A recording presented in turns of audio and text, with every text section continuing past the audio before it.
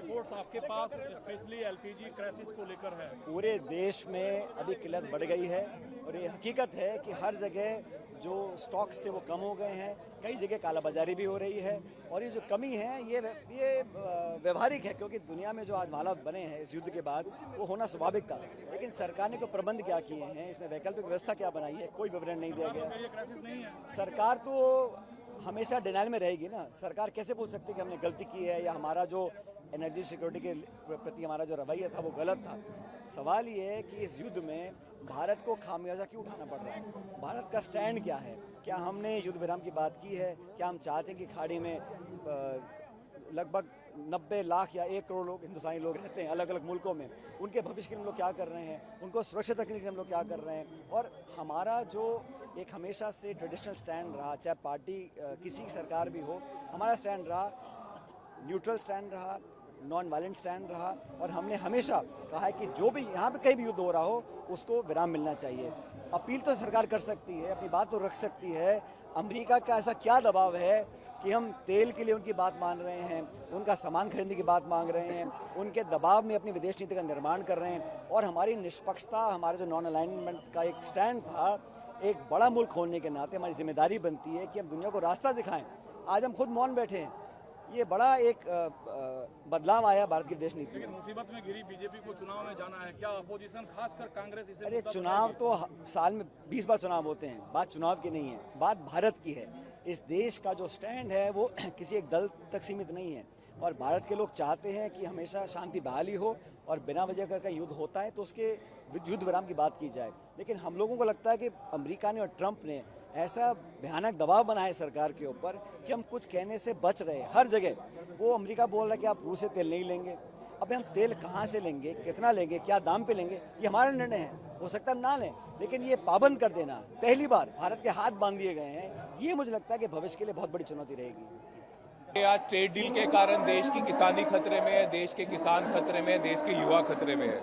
इसका विरोध हमारे नेता राहुल गांधी जी ने संसद में किया, यूथ कांग्रेस सड़कों में कर रही है। और जिस तरह से भारत की फॉरेन पॉलिसी, मोदी सरकार की फॉरेन पॉलिसी का फेलियर सामने आया है, जो सिलेंडर की हालत आज हुई है, लोगों को लाइनें लगानी पड़ रही हैं, ब्लैक पे सिलेंडर खरीदना पड़ रहा है, तब भी सिलेंडर नहीं मिल रहा है। इससे पता चलता है कितनी खोखली फॉरेन पॉलिसी बीजेपी सरकार ने हमारे देश की बना दी है।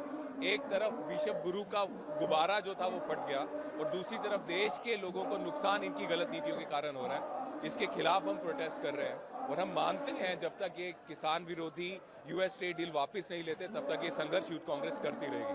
कई कांग्रेस के नेता अभी शामिल हुए आज के प्रोटेस्ट में। एआई समिट के दौरान जो हुआ उसके बारे में बात की, क्या कहेंगे?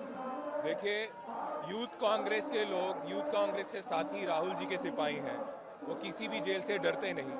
और एआई में भी जो हमने सबमिट किया था वो सबमिट किसी हमने अपने पर्सनल इशू के लिए नहीं किया था, इस यूएस ट्रेड डील के खिलाफ किया था। और ये संघर्ष हम आगे भी करते रहेंगे, इसके लिए हम वचनबद्ध हैं, क्योंकि ये जो यूएस की ट्रेड डील जो अभी मोदी सरकार ने की है, ये देश के किसानों के खिलाफ है। जैसे हम देख रहे हैं काफी बड़ी तादाद में इस बारी यूथ कांग्रेस के वर्कर्स आए हुए हैं, हम लोग पार्लियामेंट घेराव करने जा रहे हैं, क्या कहेंगे? बिल्कुल करेंगे और यूथ कांग्रेस के साथियों का ये फर्ज है, देश के जो भी मुद्दे हैं जिससे लोगों को परेशानी हो रही है उनको आगे लाने का काम हमारा फर्ज है।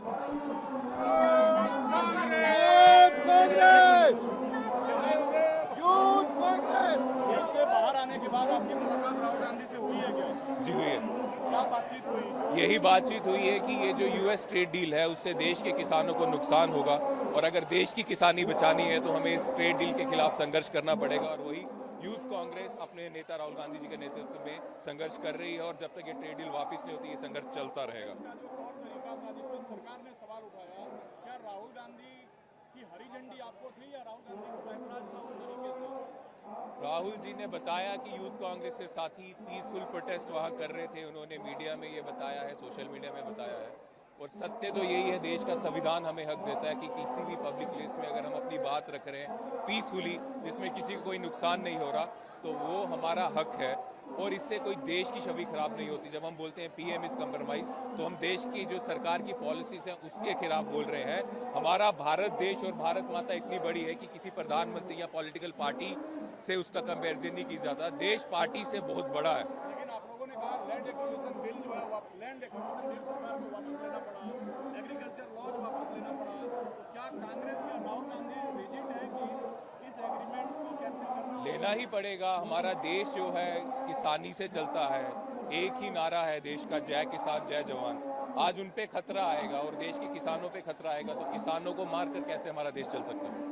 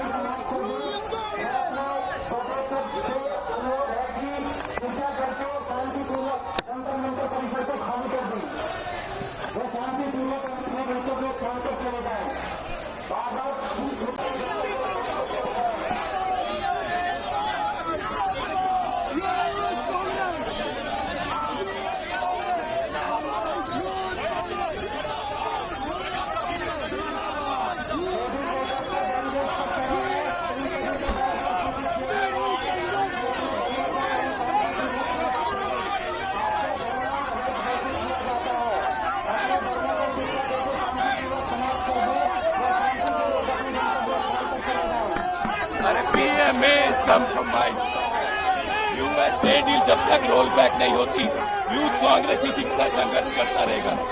हम पुलिस से डरने वाले नहीं हैं। मोदी जी कंप्रोमाइज हैं, कभी उन्होंने ऐसी